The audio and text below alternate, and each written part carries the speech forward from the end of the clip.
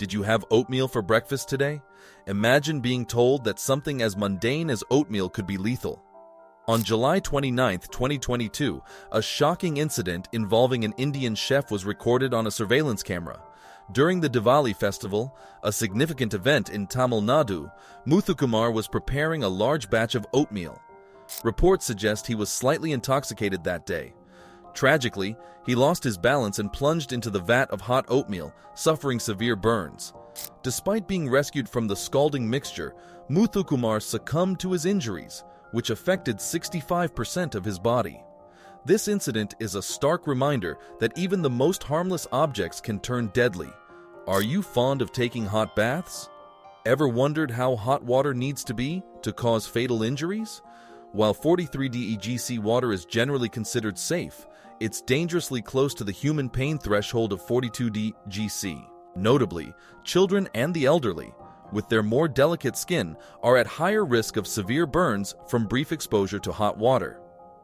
Exposure to 49 degc water for 10 minutes can cause third-degree burns, and just a second in 71 degc water can have the same effect.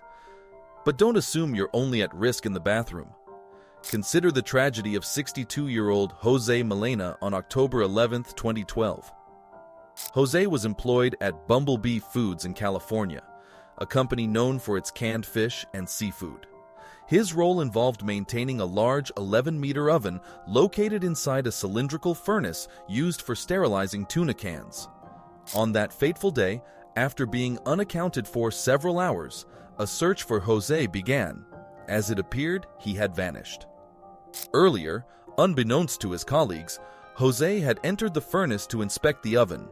His co-workers, not realizing he was inside, filled the furnace with over 5,500 kg of canned tuna, trapping him at the back. When the oven was activated, heating up to over 130 degc, Jose was instantly killed, his body remaining in the scorching environment for about 2 hours. Angel Rodriguez, the plant's executive director, and Saul Flores, the safety manager, faced charges for violating occupational safety and health division rules. The deputy county prosecutor, experienced with around 40 manslaughter cases over 2 decades, described Jose's death as one of the worst he had encountered. Initially, the company's executives faced a 3-year prison sentence and a fine, but their penalties were reduced after they pleaded guilty. The Melena family received a $1.5 million settlement from Bumblebee. Yet, this isn't the only case of fatal negligence. Consider this 2019 incident in Penza, Russia. A video captures a car with 2 passengers attempting to bypass a road hole caused by a pipe rupture. Despite their efforts, the car plunges into the hole. At first glance, the situation seems manageable given the hole's modest size. However, the pipe contained extremely hot water for heating, trapping the passengers in a boiling death trap.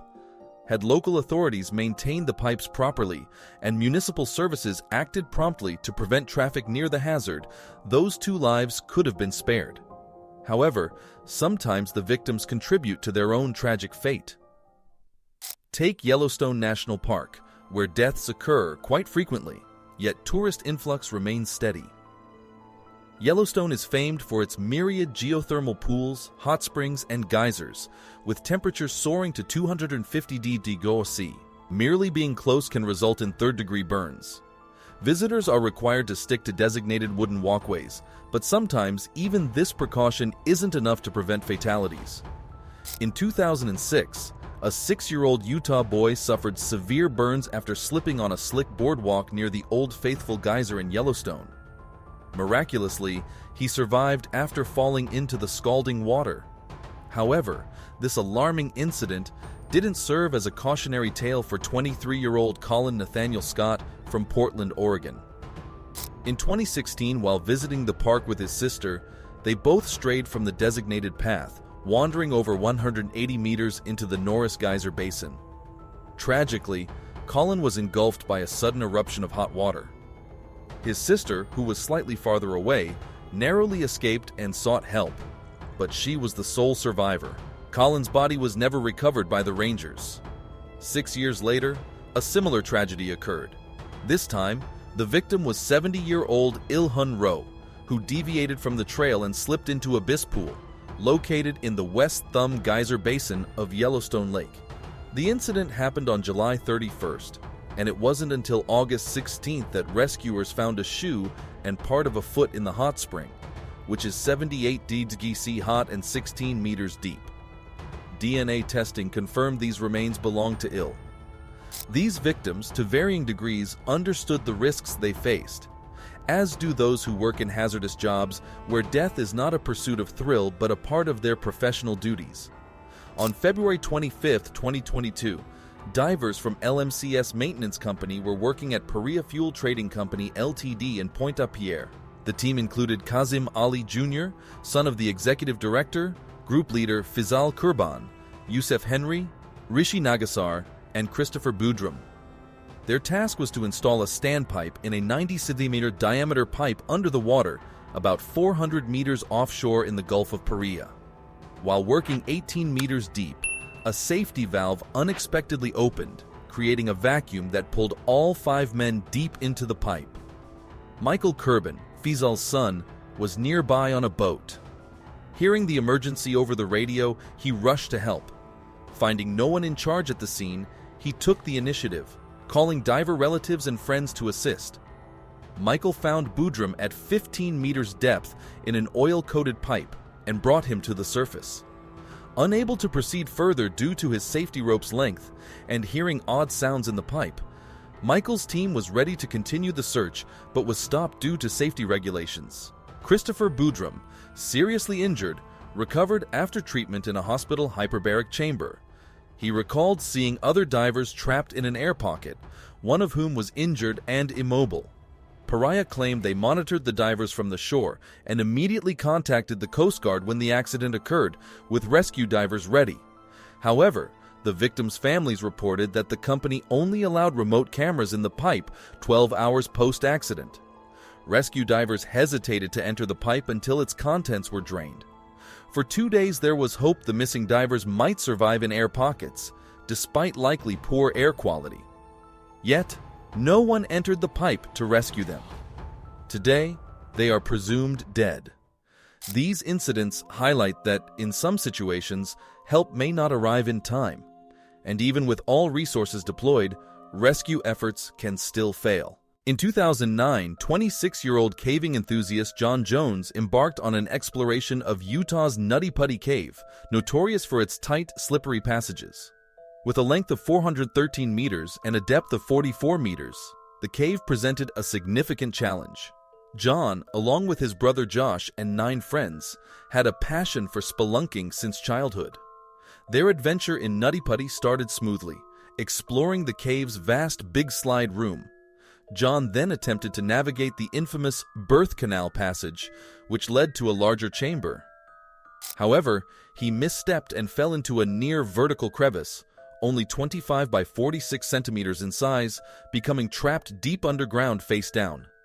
Despite Josh's efforts, he couldn't free John and rushed for help. Rescuers first applied grease to the cave walls, hoping to slide John out, but to no avail. They then tied a rescue rope around his legs, pulling while drilling the surrounding rock. However, the rock was extremely tough, and their progress was minimal. In an inverted position, John's condition worsened, as his heart struggled to pump blood away from his brain. Panicking and moving only exacerbated his situation. A near-successful extraction attempt failed when the stone arch anchoring the rope crumbled, causing John to slip deeper into the crevice.